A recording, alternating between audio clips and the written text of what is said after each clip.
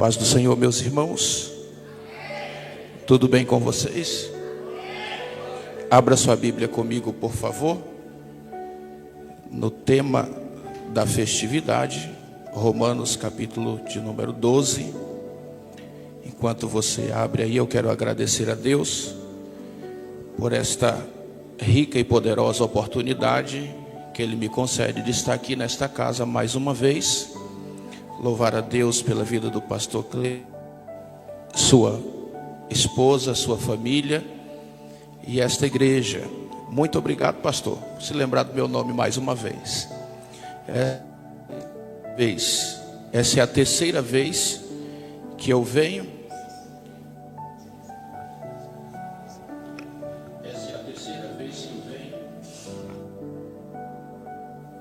Eu estou muito honrado em receber o convite de vocês e alegre por poder atender.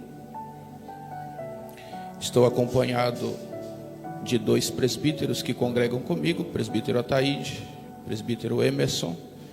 Deus abençoe. Eu tenho um problema, pastor, eu sou extravagante na hora de pregar.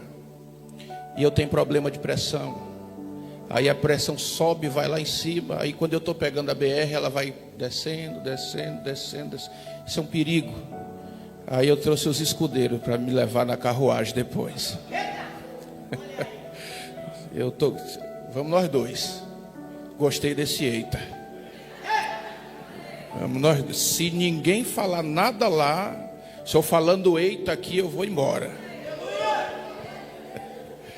Aleluia. Os irmãos encontraram o texto? Diga-se de passagem, vocês estão de parabéns. E eu fiquei muito bonito nesta camisa. Se não se dá risada, não vai para o céu. Já começou. Brincadeira. Rogo-vos, pois, irmãos, pela compaixão de Deus, que apresenteis o vosso corpo em sacrifício vivo, santo e agradável a Deus, que é o vosso culto racional. E não vos conformeis com este mundo, mas transformai-vos pela renovação do vosso entendimento, para que experimenteis qual seja a boa, agradável e perfeita vontade de Deus. Mais uma vez o versículo 2, e quando eu finalizar o versículo 2, você vai dar um glória a Deus bem alto. E não vos conformeis com este mundo, mas transformai-vos pela renovação do vosso entendimento, para que experimenteis qual seja a boa, agradável e perfeita vontade de Deus. Agora diga assim: somos transformados.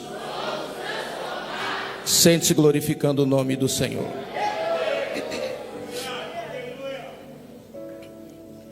Me dê um pouquinho da sua atenção.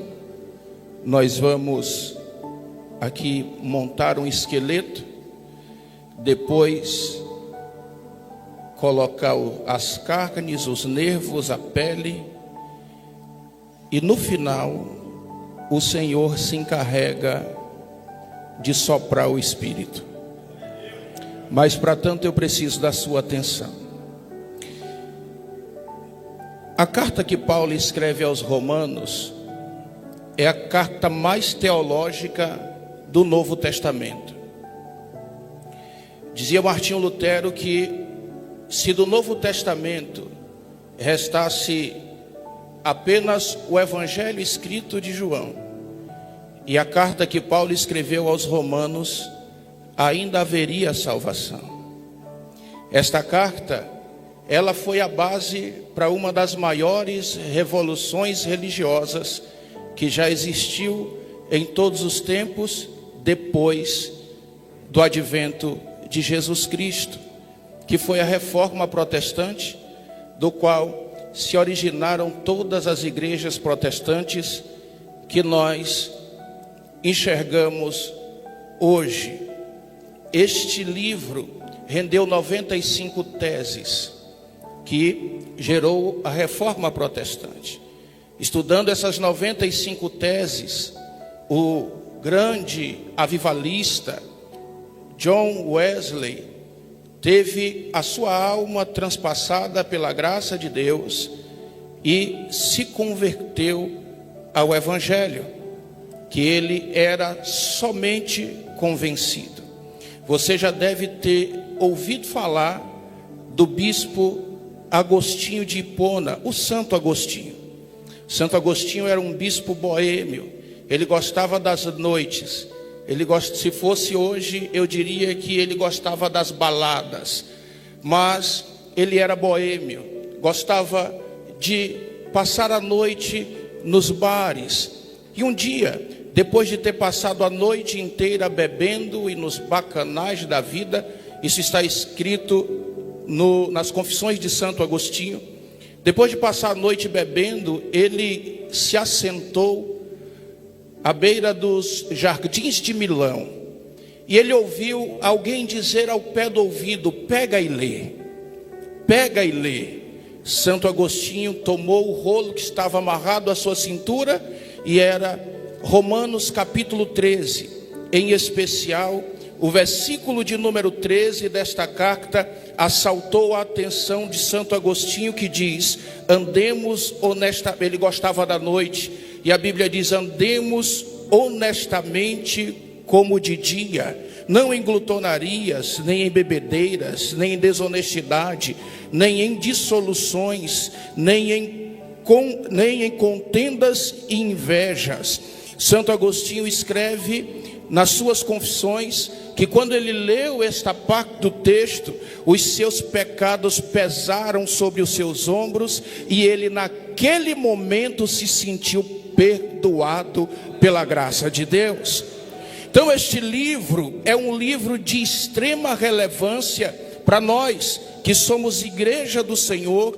Nos dias de hoje nós lemos um texto muito utilizado, muito abordado, principalmente em congressos como esse, congresso de jovens. E eu gostaria de começar ponderando a vocês os traços de ligações que existe entre o versículo 1 e o versículo 2 que nós lemos. Não são ligações como por letras, como nos salmos acrósticos, mas pela aplicabilidade da abundância do viver em Cristo que existe no versículo de número 1 e no versículo de número 2. No versículo de número 1, senhoras e senhores, nós temos um pedido do apóstolo Paulo, um pedido para uma vida abundante. Porém, esta vida abundante é estritamente humana.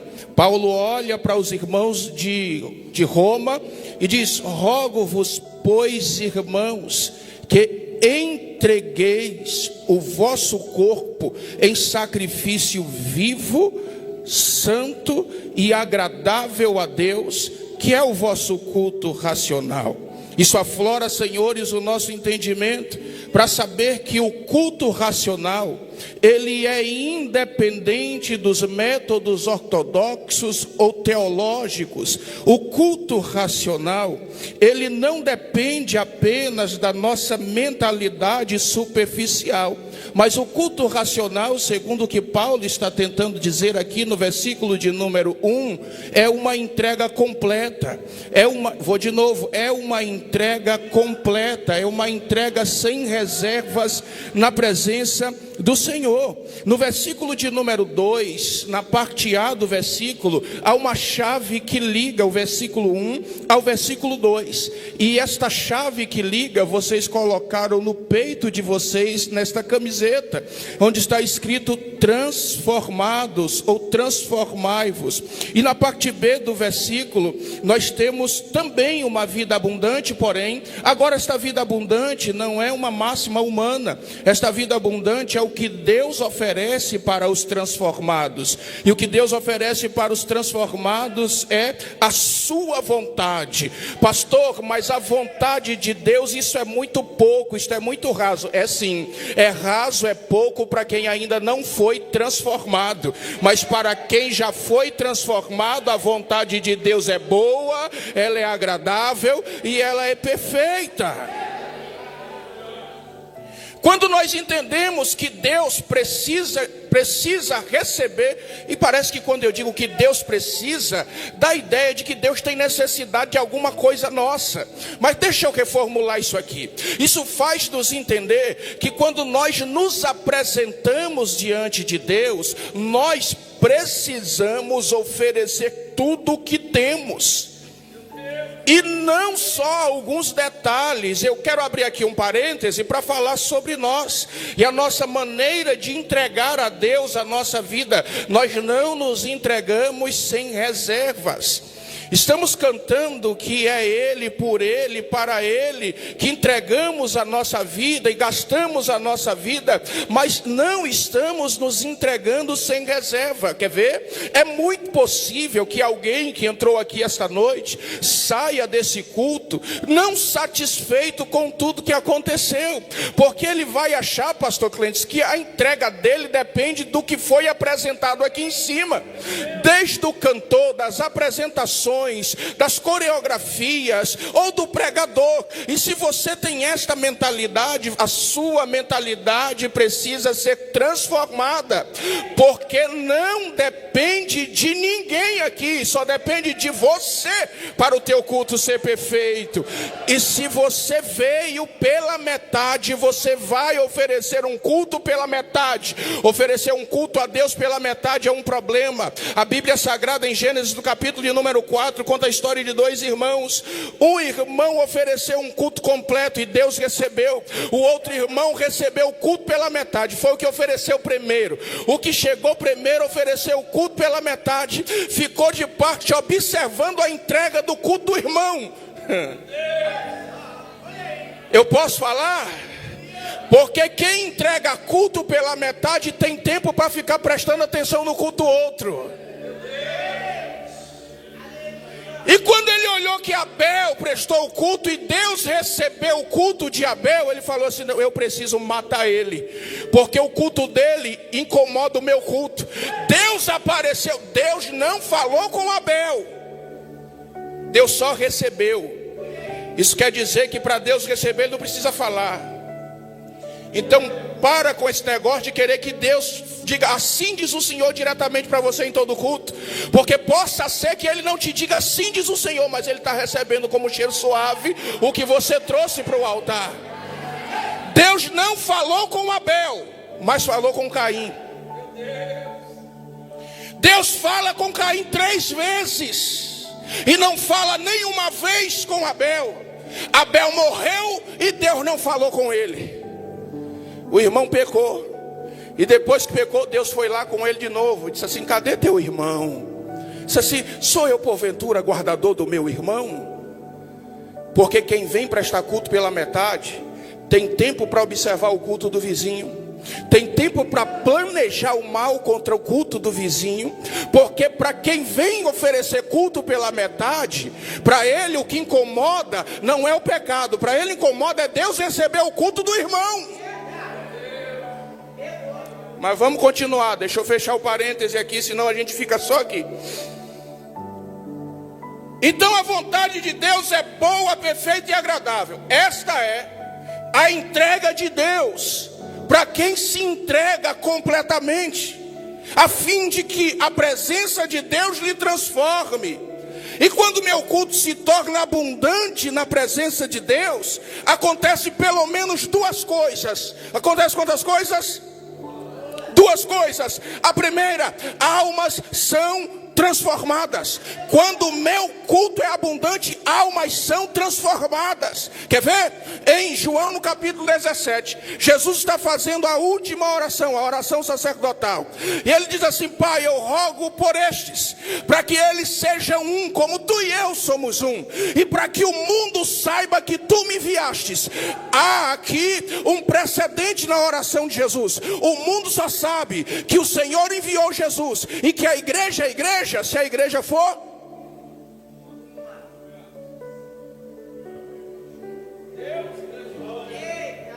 Então as almas serão transformadas quando o nosso culto for ofertado completo e em unidade.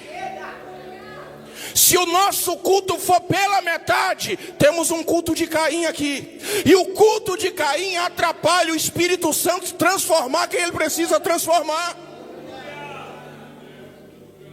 Mas louvado seja Deus que não tem ninguém aqui hoje que oferece o culto pela metade. É só lá na minha igreja. Segunda coisa, onde as almas são transformadas, temos acesso à abundância da vontade de Deus. Oxalá que esta noite muitos de nós saiamos daqui provando da abundância da vontade de Deus. E qual é esta abundância, pastor? Pelo menos 3 vontades Deus manifesta na Bíblia Sagrada. A primeira vontade é que o homem seja salvo. Deus quer salvar todos os homens. A segunda vontade é que o homem seja santificado na verdade. E a terceira vontade, pastor, a terceira vontade é que todos sejam cheios do Espírito Santo. Eita! Um culto onde as pessoas são transformadas, acontecem essas 3 coisas. Pessoas são salvas, pessoas são santificadas, e o Espírito Santo encontra um coração ardente por sua presença, para que ele possa encher. O Evangelho, através da vontade de Deus, abunda no coração dos homens.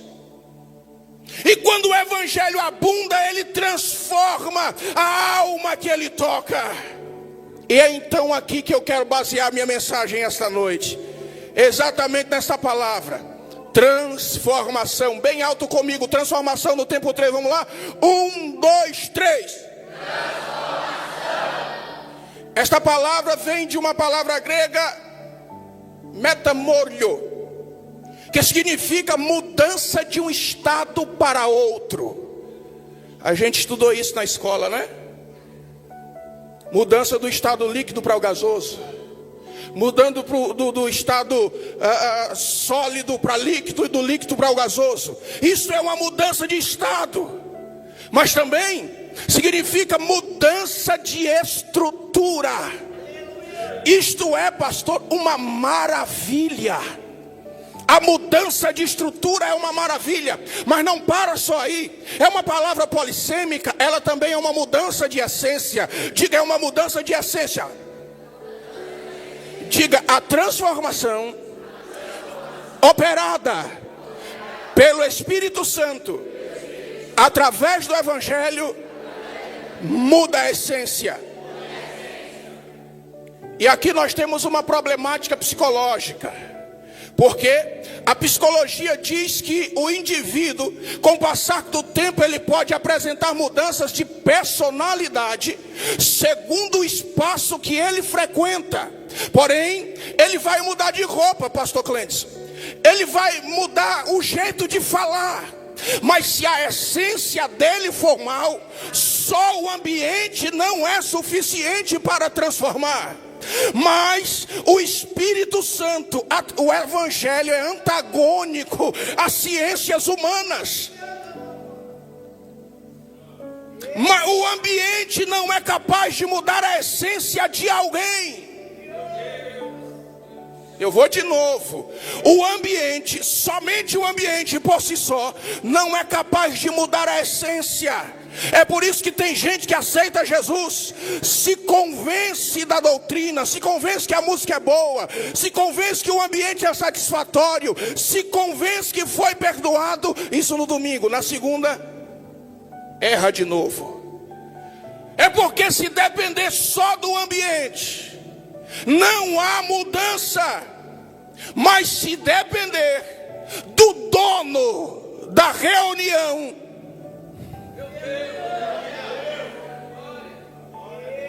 o Evangelho é antagônico às ciências humanas. Quer ver? Em João, no capítulo número 3, versículo 1 ao 3, um homem vai procurar Jesus de noite.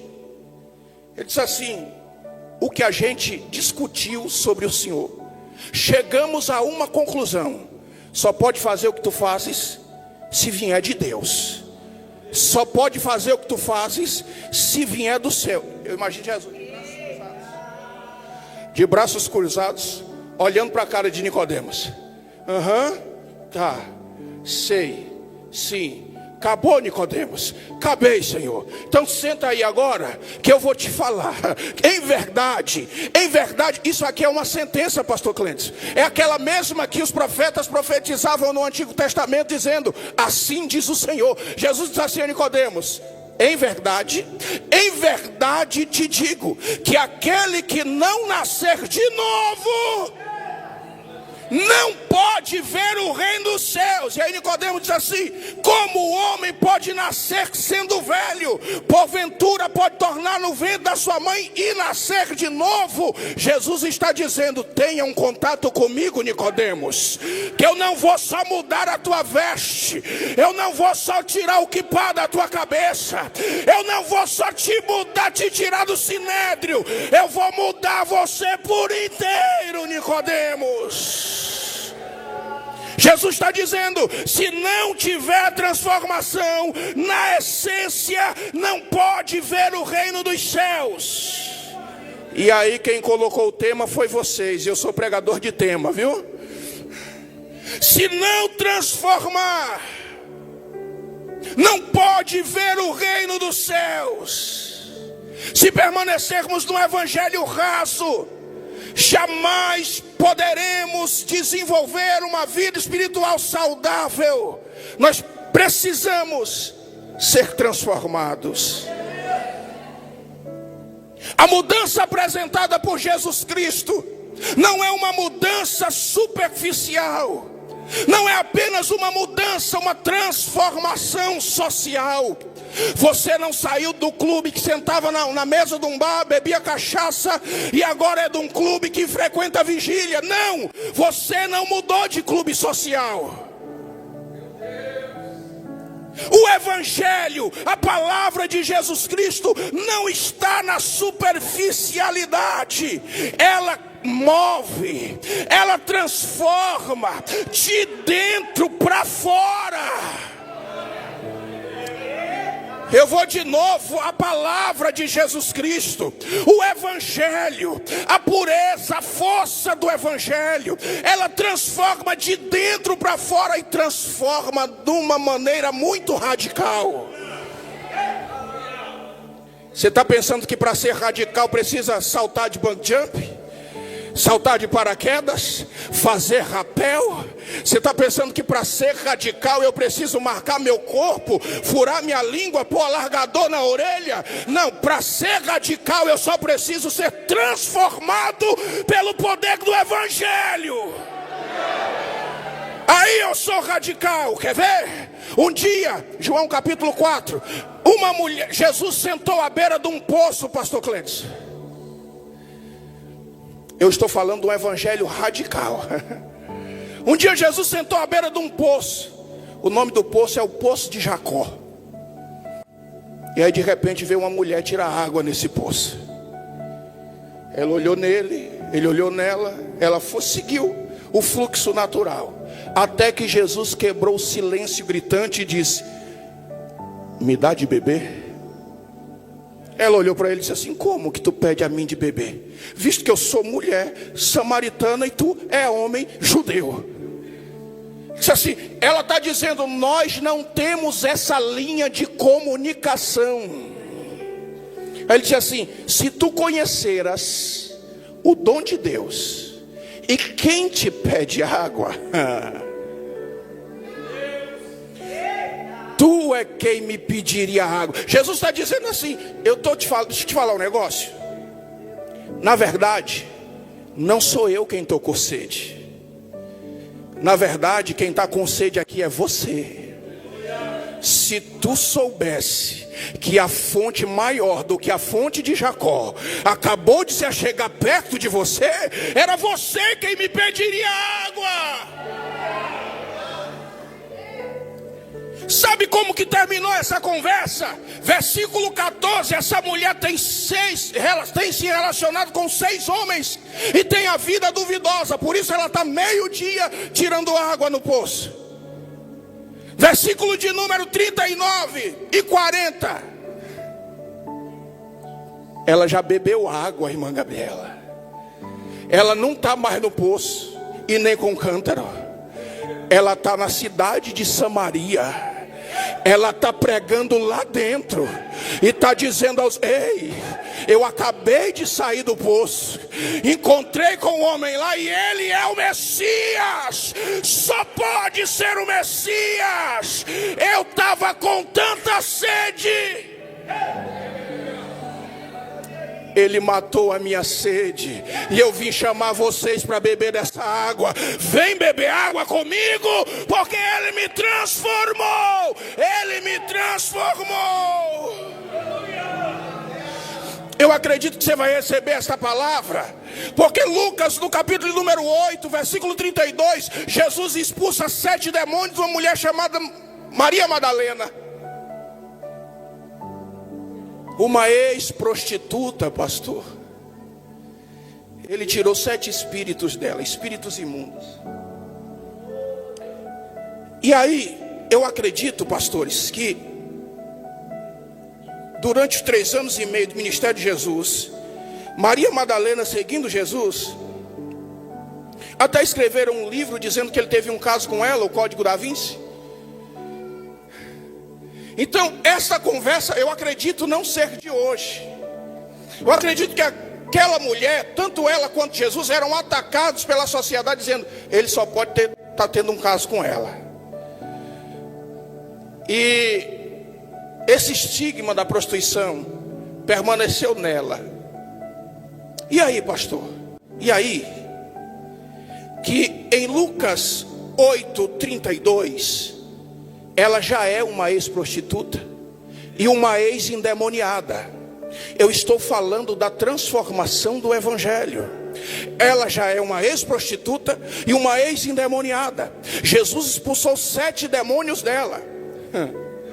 A sociedade podia olhar para ela e dizer: não tem nada que seja aproveitável nela. A história que ela carrega não lhe dá direito de ser alguma coisa. Mas tem 3 dias. Quantos dias? 2 desses dias, silêncio profundo. O 3º dia, essa mulher está no cemitério da cidade, fora de Jerusalém. Ela está lá com perfumes na mão e ela tem interesse. O interesse dela é ungir o corpo de Jesus. Só que quando ela chega lá, a pedra está removida. Jesus não está na pedra fria, ele está do lado de fora e ela não conhece ele. E ela diz assim: moço, aonde foi que o Senhor tirou o corpo do meu mestre e colocou ele? Me fala, eu quero saber onde está. João 20. E aí ele diz assim: Maria. Não me detenhas, Maria. Ela diz assim: Raboni, mestre, é o Senhor. Ele disse: Maria, deixa eu parafrasear, eu tenho uma mensagem. Essa mensagem vai começar a ser pregada hoje. Vai ser pregada pelos meus apóstolos. Vai ser pregada pelos discípulos dos apóstolos. Vai ser pregada pelos avivalistas. Vai ser pregada pelos reformadores. Esta palavra vai romper a Europa, a Ásia Meridional. Esta palavra vai romper os horizontes. Vai chegar na América Central. Esta palavra vai chegar na América do Sul. Esta palavra vai chegar no Brasil. Esta palavra vai chegar em Belém do Pará. Esta palavra vai chegar em São Paulo, no Rio de Janeiro. Esta palavra vai chegar na Bahia. Esta palavra vai chegar em Barreiras. Esta palavra vai chegar na SCD. E na noite desse dia eu tenho essa mesma palavra. Quem foi a pregadora desse evangelho? Uma mulher que foi transformada pelo toque poderoso de Jesus Cristo. Talvez você se sinta incapaz de pregar o evangelho. Talvez você se sinta impotente, mas a sua impotência não inibe a potência do Evangelho. Ele vai te transformar a ponto de te fazer um ganhador extremo de almas. Só o Evangelho tem o poder para transformar essências. Eu estava vendo os bastidores. Quem já assistiu a série The Chosen? Muita gente. Eu estava assistindo os bastidores do The Chosen.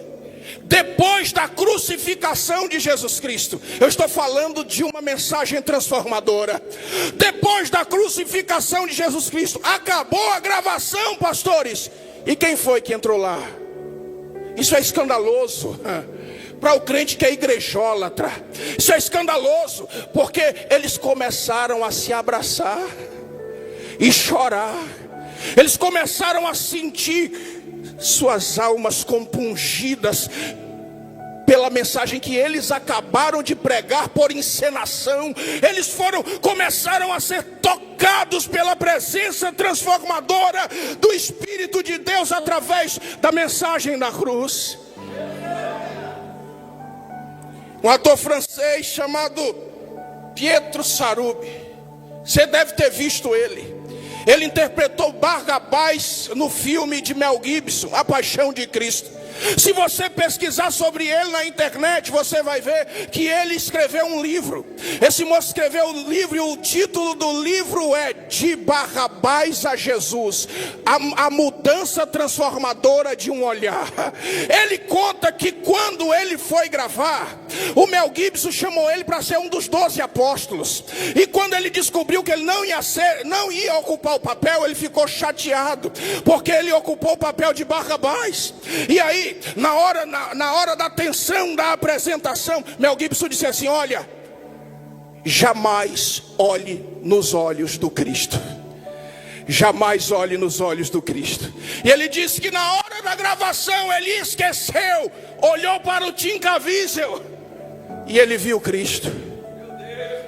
Na hora que ele dá uma olhada para o outro ator, seu parceiro, ele diz que sentiu a sua alma ser transpassada por aquele olhar. Sabe o que aconteceu naquele momento? Sem uma pregação como essa que você está ouvindo agora, sem nenhum missionário para entregar um folhetinho, sem ninguém para dizer você quer aceitar Jesus agora, ele diz: naquele momento a minha alma foi transformada. Eu estou lhe falando de um evangelho que muda assim, transforma assim. Se você deixar, ele muda a sua vida essa noite. O evangelho, senhoras e senhores, provoca transformação essencial. E essa transformação essencial é o resgate mais eficaz que já aconteceu e que pode acontecer na história da humanidade. Este é o resgate mais eficaz. Sabe por quê? Porque ele nunca precisou de helicópteros. Ele não precisou de uma equipe de apoio. Ele só precisa. A transformação é operada pelo Espírito Santo. O apóstolo Paulo, quando escreve aos Coríntios, na sua segunda carta, capítulo 3, versículo 18, ele diz: mas todos nós, com o rosto descoberto, e aqui eu caminho para a aplicabilidade já para o final, todos nós, com o rosto descoberto, com o rosto como? Refletindo como um espelho a glória do Senhor, somos transformados de glória em glória na mesma imagem como pelo Espírito do Senhor. Paulo está dizendo assim: olha, quando nós chegamos diante de Deus com a nossa intimidade revelada, nós somos transformados de glória em glória, de glória em glória, de glória em glória. Isto é uma entrega tão profunda, É uma entrega tão profunda que quando Deus abrir o nosso peito para enxergar a nossa alma, Ele vai enxergar a glória dEle lá dentro. A nossa intimidade precisa ser dEle. A nossa intimidade precisa ser dEle. Perceba que versículo forte. Quando Paulo fala estas coisas, ele está atrelando a sua mensagem a toda a mensagem Antigo e Novo Testamento. Quer ver? Deuteronômio capítulo 8, versículo 2. Moisés fala para a congregação de hebreus: e te lembrarás de todo o caminho pelo qual o Senhor teu Deus te guiou no deserto, estes 40 anos, para te humilhar, te provar, para saber o que estava no teu, se guardarias os meus mandamentos ou não. A palavra provar, dentro desse texto, tem a ênfase no revelar, no descobrir. É como se Deus estivesse dizendo assim: eu te humilhei, eu te provei, e quando isso aconteceu, eu estava rasgando o teu peito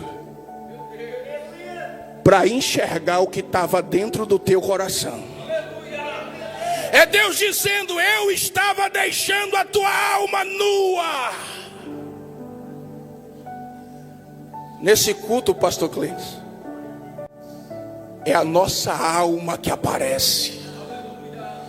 É a nossa alma que está, é a tua alma, jovem, que está aparecendo aqui esta noite. É por isso que o culto que oferecemos a Deus, ele precisa estar envolto de temor à presença dele. Jesus, no monte da transfiguração, a Bíblia diz que ele se transfigurou numa brancura tão alva, que lavanderia nenhuma na terra pode deixar uma roupa tão branca como a que Jesus se transfigurou. Jesus estava se mostrando ali como ele é. Então a transformação aqui nada mais é do que você abrir teu coração num culto e mostrar para Deus o que está dentro dele.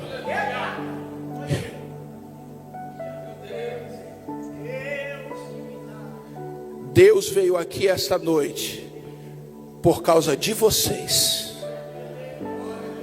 O convite foi feito. O Espírito Santo veio.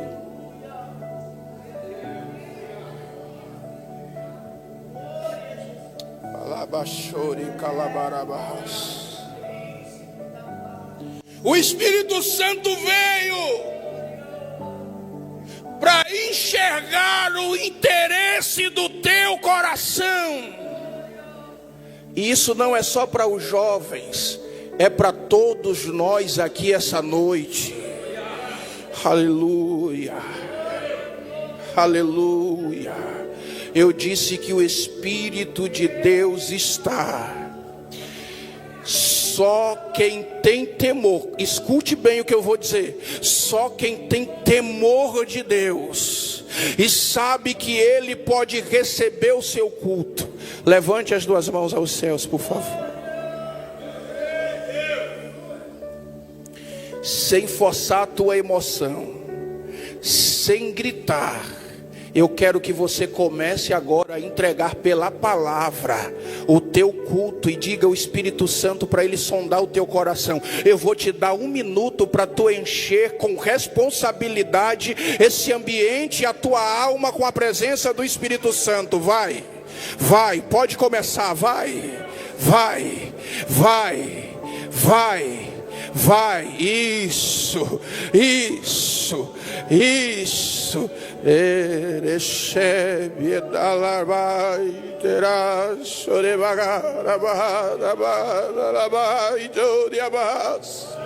Rasga o peito, vai. Rasga o peito, vai. Rasga o peito. Rasga o peito. Rasga o peito. Só os transformados. Rasga o peito. peito e atrai a presença dele de maneira viva para a tua alma agora, em nome de Jesus.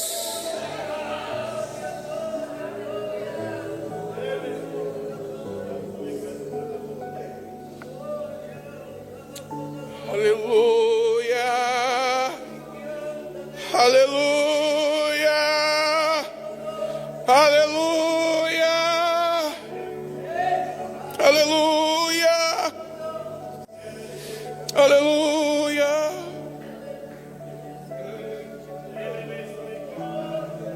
aleluia. Isso, olha que coisa linda, que o Espírito Santo se move também na brisa. Olha como ele está se movendo, olha como ele está se movendo, olha como ele está se movendo, olha como ele está se movendo. Eu não acredito que quando você pulava carnaval na avenida, você gritava até a goela fazer samba na sua garganta, e quando você entra na presença de Deus, você tem coragem de oferecer um culto pela metade. Eu não acredito que você, batizado com o Espírito Santo, vai chegar no congresso, num culto festivo, e não vai deixar ele transbordar na sua alma. Não você que é cheio do poder de Deus.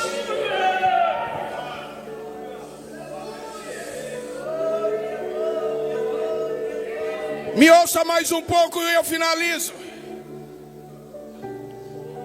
A palavra provar também está explícita no Novo Testamento. Hebreus capítulo 4, versículo 13. O escritor aos Hebreus diz: e não há criatura alguma encoberta diante dele. Antes todas as coisas estão nuas e patentes aos seus olhos, com quem temos de tratar. Ele diz que as coisas, todas as coisas estão nuas. Isto quer dizer sem vestes, sem esconderijo, vulnerável.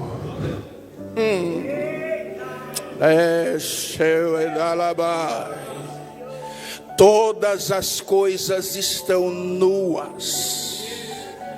Todas as coisas estão vulneráveis. Todas as coisas estão vulneráveis. Estão expostas diante dele. Só que ele não fala só que está nua. Ele diz também que está patente, pastor. E o que é isso? Patente é a exposição da vulnerabilidade. A ideia aqui, pastor Clêncio, é um sacerdote pegando um cordeiro. Você já viu uma ovelha? Olha, você, possivelmente ninguém nunca viu, só eu que sou da roça. Mas deixa eu perguntar: vocês já viram uma ovelha olhando assim, olhando para cima, com articulação firme no pescoço? Não olha. A ovelha, pastor, só olha para cima nesse contexto com o auxílio do sacerdote. Porque o sacerdote pega a ovelha. Isso aqui se tu não é glória a Deus, no ano que vem eu volto de novo para explicar. Ele pega a ovelha, coloca debaixo do braço, e com uma das mãos ele pega no focinho da ovelha e faz assim, ó, de maneira que o pescoço fica vulnerável ao corte. A ovelha só fica vulnerável como?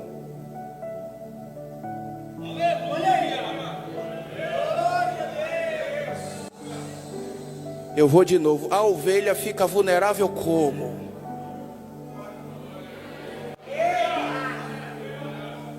Você já orou tão agoniado, que a cabeça entre os joelhos não dava mais, e aí você não aguentava mais e fez assim, ó. Quando você faz isso, é Deus dizendo: ele agora está vulnerável. Ele agora está na posição que eu quero. Pastor, mas vulnerável, o inimigo pode atacar. Não, quem está vulnerável nesta condição, está vulnerável, mas escondido debaixo das asas do Onipotente. 1000 cairão ao teu lado, 10.000 à tua direita, e tu, vulnerável, não será atingido. Deixa eu perguntar, quantos vulneráveis tem aqui esta noite? É o Espírito de Deus usando minha boca para dizer: eu preciso que você desnude a sua alma na minha presença agora. Eu preciso que você deixe sua alma nua na minha presença agora. Eu preciso que você abra o coração agora e comece a olhar para cima. Comece a olhar para cima, porque quando você desnuda a tua alma e vulneravelmente entrega os teus caminhos ao Senhor,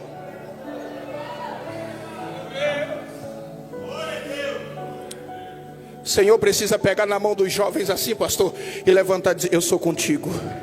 Eu sou contigo, eu sou contigo, eu sou contigo, eu sou contigo. Esse lugar de vulnerabilidade é só a apresentação da transformação que começa a acontecer quando tu passas a clamar a minha presença com a alma disponível. O Espírito Santo esta noite está com vontade de você, de te fazer transbordar na presença dele, de encher a tua vida de maneira que você não tenha necessidade de justificar o que está acontecendo. Se coloque de pé comigo, por favor.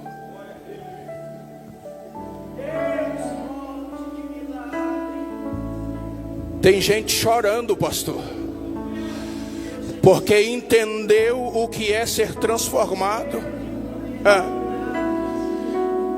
Se você entender o que é ser transformado, veja bem, ouça-me bem. Se um cantor puder me ajudar a finalizar, veja bem, é possível que você, jovem, colocou essa blusa bonita que você está vestida hoje,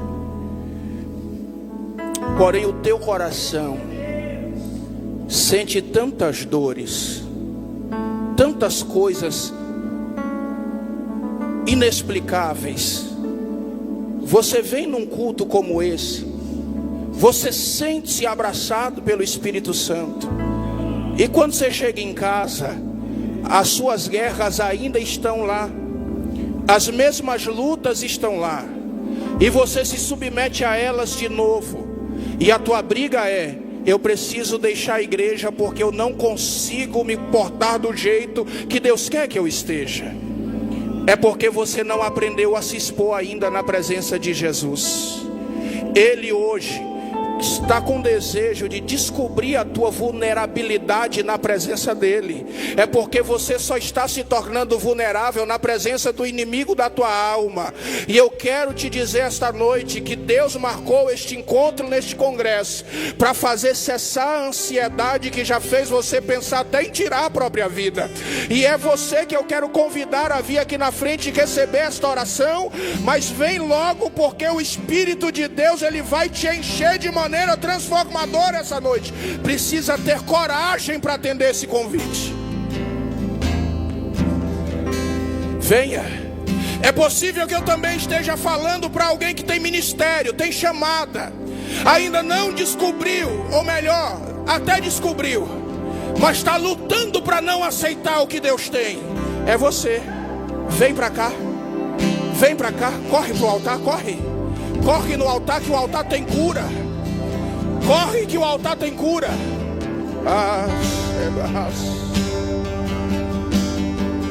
Eu não sou forte o suficiente para lutar contra mim mesmo, ouvindo Deus me chamar para me curar e permanecer no meu lugar de orgulho. Quebra esse orgulho e vem. Quebra esse orgulho e vem. Vem.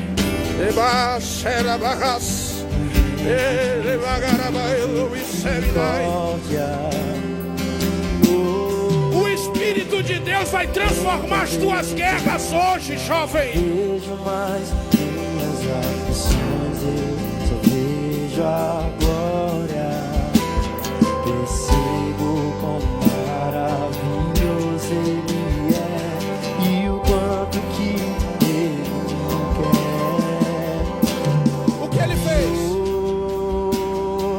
Ele me amou e Ele me ama. Ele me amou e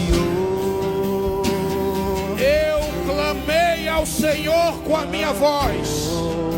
Ele se inclinou para mim, tirou-me de um lago horrível, de um charco de lodo, colocou os meus pés sobre uma pedra e firmou os meus passos. Eu profetizo que a partir dessa noite você nunca mais vai voltar ao lugar que te causa vergonha.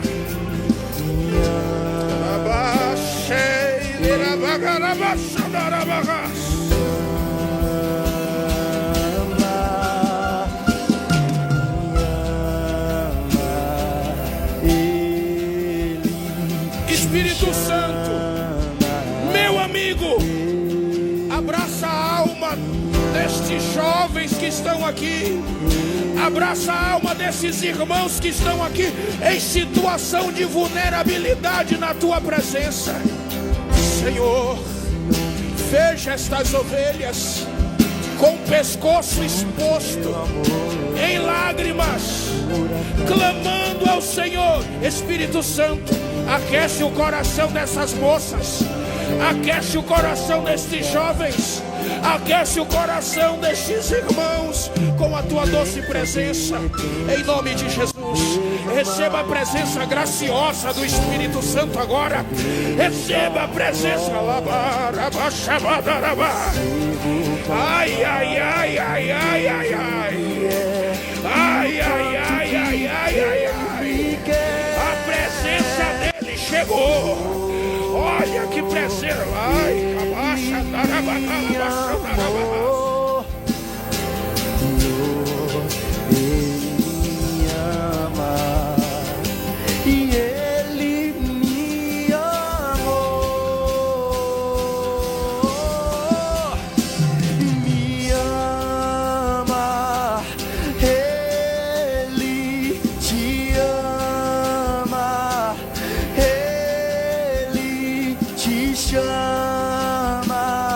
mas Ele nos ama.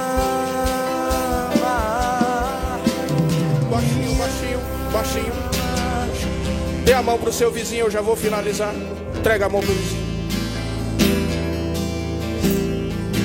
Feche seus olhos agora. Feche seus olhos.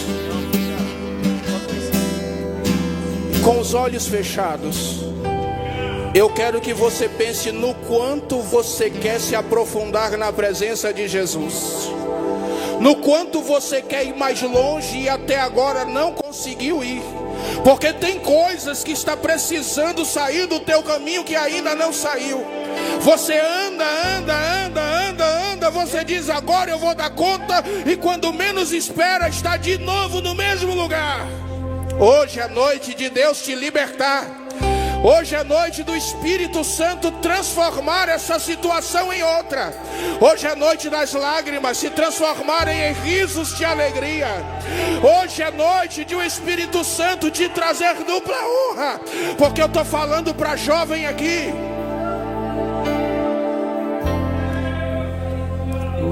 Que já está à beira de perder a fé, porque está gritando na sua alma: eu não aguento mais, eu não posso mais, está pesado demais. Olha o Consolador trocando fardo. Olha o Consolador trocando fardo. Olha o Consolador trocando o fardo. Olha o Consolador dizendo: dai-me o teu fardo e pega a minha graça. Dai-me o teu fardo e pega a minha graça. Dai-me o teu fardo e pega a minha graça. Este congresso transformará você em outra pessoa. Espírito de Deus, eu oro, entrego esses às mãos do Senhor e peço ao Senhor, meu Pai, continua impulsionando eles a mudança, a transformação, a renovação pelo teu Espírito e pelo teu poder. Senhor, levanta aquele que está combalido, toca, Senhor, na alma, abraça o entristecido, livra de todo mal e levanta esta juventude, levanta esta igreja como um exército de um homem só, para fazer a diferença como tem feito, não só nesta cidade de Barreiras, mas em toda a região oeste da Bahia. Em nome de Jesus, recebam esta palavra e adorem o nome do Senhor. Adore, sobe, sobe, sobe, sobe adorando, sobe dizendo glória, sobe dizendo aleluia, sobe, sobe.